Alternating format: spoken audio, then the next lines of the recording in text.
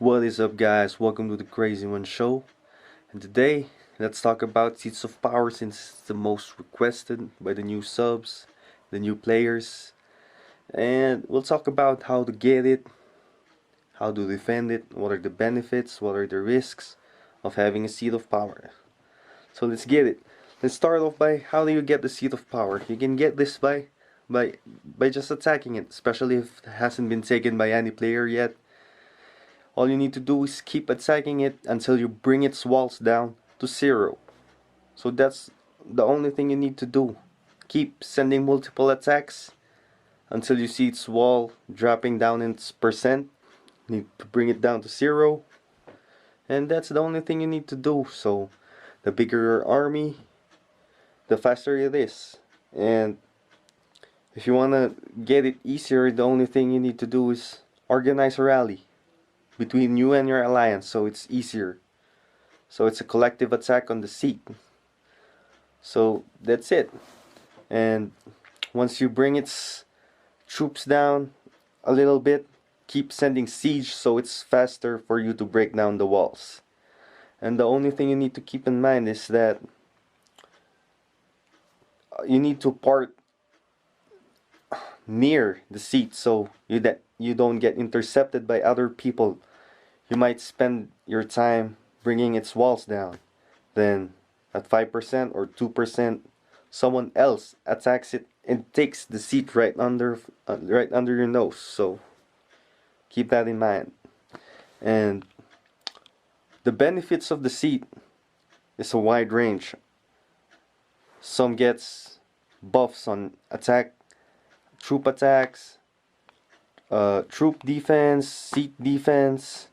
Some gets a buff with research. So depending on what you need and what's close to you, you better keep that in mind. You might take a seat that isn't really good with your playstyle, you know. So what I mean is, why would you take a seat that gives buffs on mounted troops if you don't have mounted troops yourself? Get me? So, or get a seat that gives a buffs that gives gives a buff on research, but you don't research. So better keep that in mind. And the thing about seats is, it's easier to take them than to keep them than defending it. I know defense has an advantage over offense. I already told you that, but what I mean is, if you have a seat, it makes you a target. And just for the simple fact that every keep looks the same, right? But when they see you having a seat, you're in a bigger castle, you're in a bigger house, so automatically it invites hate. You know what I'm saying? So only take a seat if you are strong enough to hold it. If you are strong enough to withstand attacks, and if your alliance will help you, or if your alliance is strong enough. But this is where it gets tricky.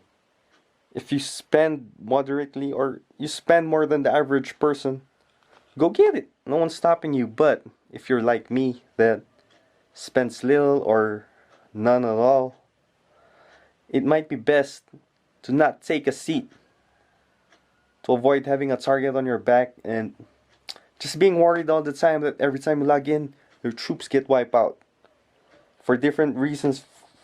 For the reason that they hate, or the reason they want the seat, or they want to stop you from growing. So if you want to build your army, get stronger, get your buildings upgraded without the unnecessary hassles, don't take a seat. Or if you will take a seat, take one that's in the outskirts, and preferably just take a one star seat so you get less attention. Because the higher star, the better the seat, the more prestigious the seat, the more popular the seat is, the more people that wants to get it.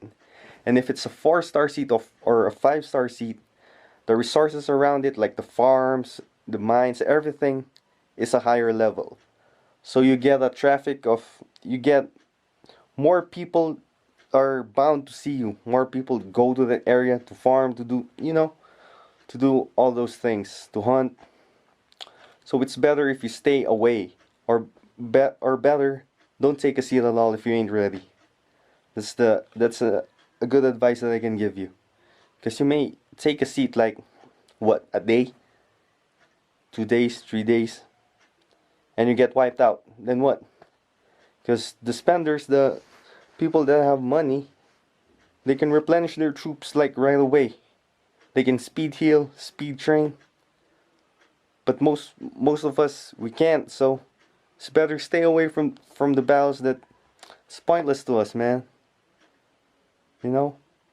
And another thing I forgot is you need to have the appropriate number of bannermen to take these seats. So make sure that you check it down below what the requirements are, or on how many bannermen you need. Because you might zero the wall, and after that you don't have the bannerman. You can't take it. So that's it, guys. Keep safe. Keep upgrading. Get your troops up. This has been another tip video. I hope this has been helpful. And that's it, guys. Drop a like and subscribe. I'm out. Peace.